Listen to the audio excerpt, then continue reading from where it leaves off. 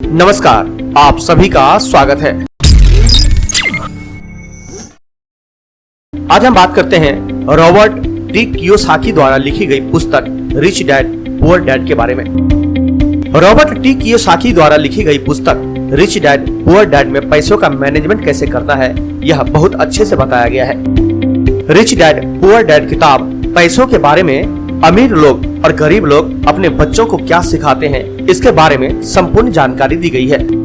हर व्यक्ति अमीर बनना चाहता है। सभी का सपना होता है कि उनके पास बहुत धन दौलत हो, महंगी गाड़ियां, बंगले, महंगे कपड़े हों। यह सपना तो सभी लोग देखते हैं, पर बहुत कम लोग ही इस सपने को पूरा कर पाते हैं। ऐसा नहीं है कि लोग मेहनत नहीं करते, बेशक वह कड़ी मेहनत करते हैं, पर पैसों का मैनेजमेंट कैसे करना है लोग यह नहीं जानते। इस वजह से लोगों के अमीर बनने के सपने पूरे नहीं हो पाते। तो चलिए बात करते हैं रिच डैड पुअर डैड के बारे में। बचपन से ही हमारे दिमाग में यह बात डाल दी जाती है, यदि आप अच्छे से पढ़ाई करते हैं, अच्छे मार्क्स लेकर आते हैं, तो फ्यूचर में आपको अच्छी जॉब मिलेगी और आप खूब सारा धन कमाएंगे।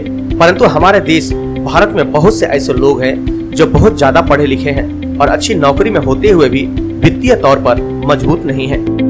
वहीं दूसरी तरफ ऐसे भी लोग हैं जो ना तो अच्छे से पढ़ाई किए होते हैं और ना ही किसी के अंडर जॉब करते हैं, फिर भी वे अमीर लोगों की गिनती में सबसे आगे हैं।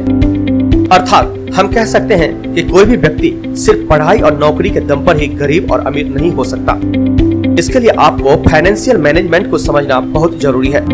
तो चलिए आप सभी को इस फाइनेंस मैनेजमेंट को रॉबर्ट कियोसाकी द्वारा लिखित पुस्तक रिच डैड पुअर डैड की समरी से समझाते हैं।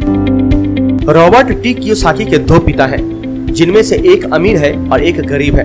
अब आप सोचेंगे कि दो पिता कैसे? एक उनके जन्मदाता हैं जो कि गरीब थे और दूसरे पिता उनके बेस्ट फ्रेंड के पिता थे, जिन्हें रॉबर्ट अपना पिता मानता था।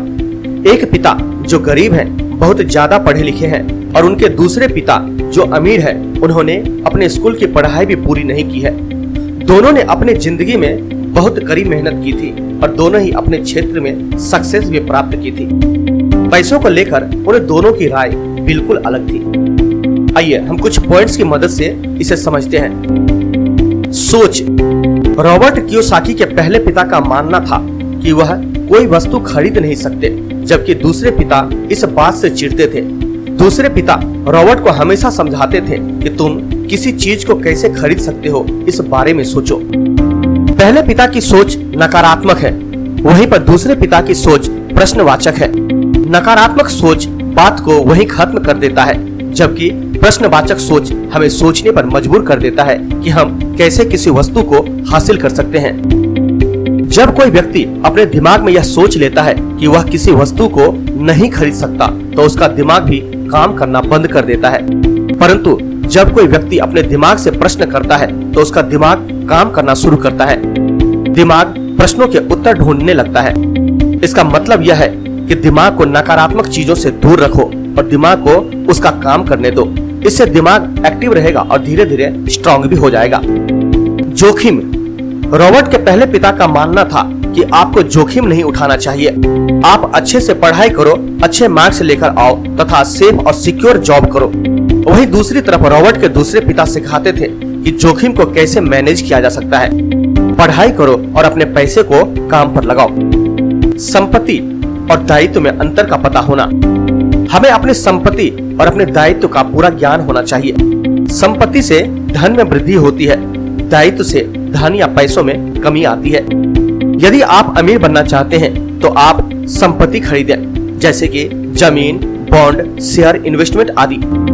आप गरीबी रहना चाहते हैं तो आप दायित्व यानी कि लोन पर लिया गया फर्नीचर, गाड़ी, लग्जरी प्रोडक्ट्स खरीदें। अब आप दायित्व को देखकर कंफ्यूज मत होना कि आप फर्नीचर या गाड़ी खरीदते हैं तो उससे आपको किसी भी तरह का इनकम नहीं होगी। सबसे पहले खुद को पेमेंट करना। रॉबर्ट के दूसरे पिता रॉबर्ट को यह बात समझाई कि सबसे पहले आप अपनी कमाई का एक हिस्सा अपने लिए रखें और उन पैसों से अपने लिए ऐसी संपत्ति खरीदें जो आपको आय प्रदान करे। गलतियों से सीख लेना। रॉबर्ट के दोनों पिता ने उन्हें यह बात सिखाई थी कि यदि आप एक बार गलती करते हैं तो उस गलती की पुनरावृत्ति दोबारा न करें, बल्कि उससे सीख लें और अपनी लाइफ में आगे बढ़ें। पैसे के लिए काम। रॉबर्ट के अमीर पिता का मानना था कि कि हमें पैसों के लिए काम नहीं करना चाहिए, मतलब पैसों के पीछे नहीं भागना चाहिए, बल्कि पैसों को हमारे लिए काम करवाना चाहिए। वहीं पर रॉबर्ट के पहले पिता रॉबर्ट को पैसे कमाने के लिए दबाव डालते थे। मौके की पहचान करना। सभी को सही मौके की पहचान करना आना चाहिए। यदि आप सही मौके को नहीं पहचान पा रहे हैं तो आप कभी भी अमीर नहीं बन सकते। उदाहरण के तौर पर एक आदमी एक सड़क से गुजर रहा था। वहाँ पर कुछ घर के सामने बोर्ड लगा हुआ था जिस पर लिखा था हाउस फॉर सेल। उस समय मंदी का दौर चल रहा था, पर वह आदमी बिना घबराए हुए इस मौके को अपने हाथ से नहीं जाने देता है और एक अच्छा खासा घर बहुत ही कम कीमत में खरीद लेता है। कुछ दिनों बाद मंदी का दौर खत्म हुआ। अब उस घर को दुगनी कीमत पर बेचता है। पैसों को सहेजने की समझ होनी चाहिए। वैसे तो सभी लोग पैसे को सहेज कर रखते हैं, पर यहाँ सहेजने का अर्थ अलमारी या गुल्लक में अपने पैसे को रखने से नहीं है। यहाँ पर सहेजने का अर्थ है अपने पैसों को ऐसी जगह इन्वेस्ट करना जिससे कि आय होती रहे। साथ ही साथ यह भी ध्यान रखना चाहिए कि पैसे को ऐसी जगह खर्च ना किया जाए जिससे कभी भी इनकम ना हो। इस बात से फर्क नहीं पड़ता कि आप कितना पैसा कमा रहे हैं, बल्कि इस बात से फर्क पड़ता है कि आप उन पैसों को कहां और कैसे खर्च करते हैं। तो दोस्तों, मैं भी आपको यह सलाह दूंगा कि आप यह किताब जरूर पढ़ें।